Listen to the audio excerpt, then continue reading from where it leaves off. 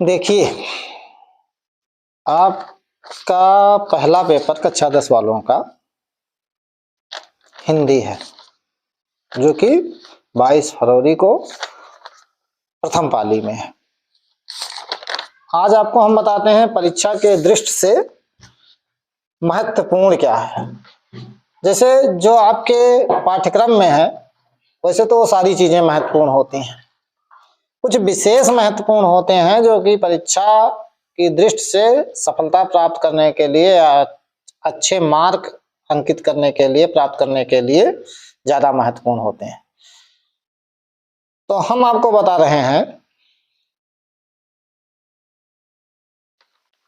ये आपका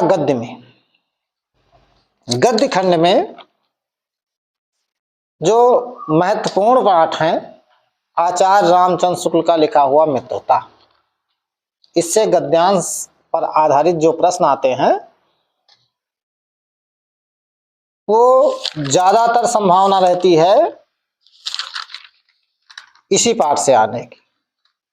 और दूसरा जो महत्वपूर्ण लेसन है, ईर्ष्या तू न गई मेरे मन से, रामधारी सिंह दिनकर का लिखा हुआ, ये भी महत्वपूर्ण पाठ है। और तीसरा जो महत्वपूर्ण पाठ है, डॉक्टर राजेंद्र प्रसाद का लिखा हुआ भारतीय संस्कृति।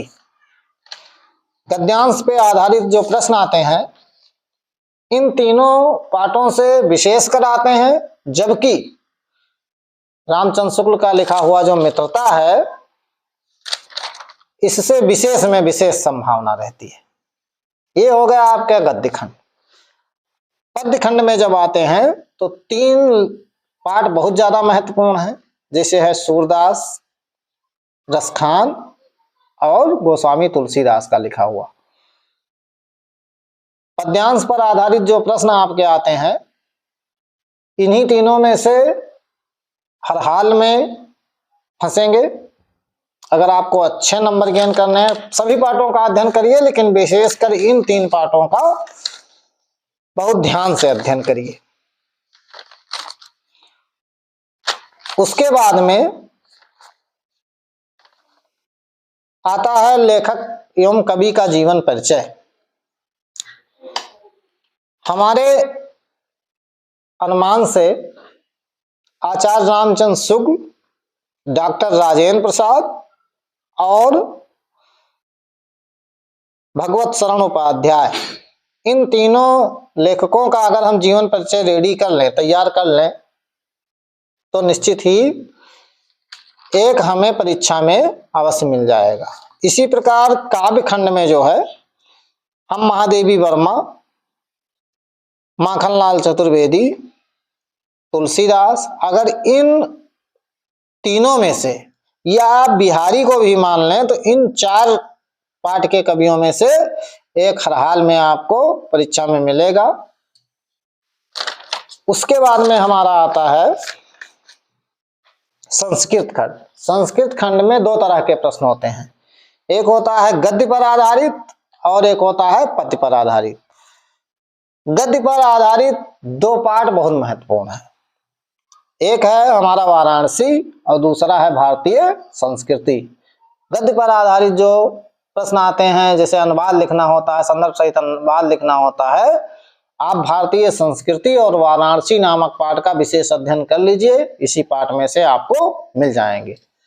अब जो पद्य पर आधारित आते हैं, जिसे हम श्लोक बोलते हैं संस्कृत में, 2 लेसन, भारत जीवन सूत्राणि महत्वपूर्ण लेसन है। उसके बाद में एक है केन किम वर्धते, किससे क्या बढ़ता है, इससे भी क्वेश्चन आंसर आते हैं। मतलब संस्कृत खंड में अच्छा अंक प्राप्त करने के लिए आपको भारतीय संस्कृति और वाराणसी नामक पाठ का अध्ययन करना है।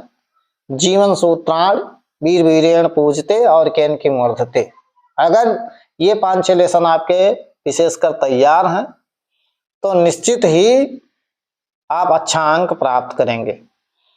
उसके बाद में आता है हमारा रस, छंद, अलंकार, या लेखकों की रचनाओं कृतियों पर आधारित प्रश्न आते हैं। ये सारे प्रश्न उठा के कर दिए गए हैं, जो 20 नंबर का ऑब्जेक्टिव बहुविकल्पीय क्वेश्चन आता है उसमें शामिल कर दिए गए हैं। ये तो लगभग सभी बच्चों का तैयार रहता है। जैसे कक्षा 10 के पाठ्यक्रम में हास्य रस और करुण रस है, इसी पर आधारित क्वेश्चन बहुविकल्पीय में पूछे जाएंगे। अलंकार में हमारा अर्थालंकार है, उपमा, रूपक, उत्प्रेक्षा, इसी पर आधारित प्रश्न पूछे जाएंगे। रोला अथवा सोरठा है हमारे पाठ्यक्रम में, 1 नंबर में इस पर आधारित प्रश्न पूछे जाएंगे। पर्यायवाची है, तत्सम है, तद्भव है, धातु, वचन, लिंग, समास, इस पर आधारित, मतलब कुल मिला के 20 नंबर का बहुविकल्पीय प्रश्न आपके पाठ्यक्रम में शामिल है, जिसमें उपसर्ग है, प्रत्यय है। तो ये तो लगभग सारे बच्चों का तैयार रहता है, लेकिन फिर भी आपको इस 20 अंकों में अच्छा अंक प्राप्त करने के लिए, जो कि अब बोर्ड ने ओमार सीट पर आधारित कर दिया है,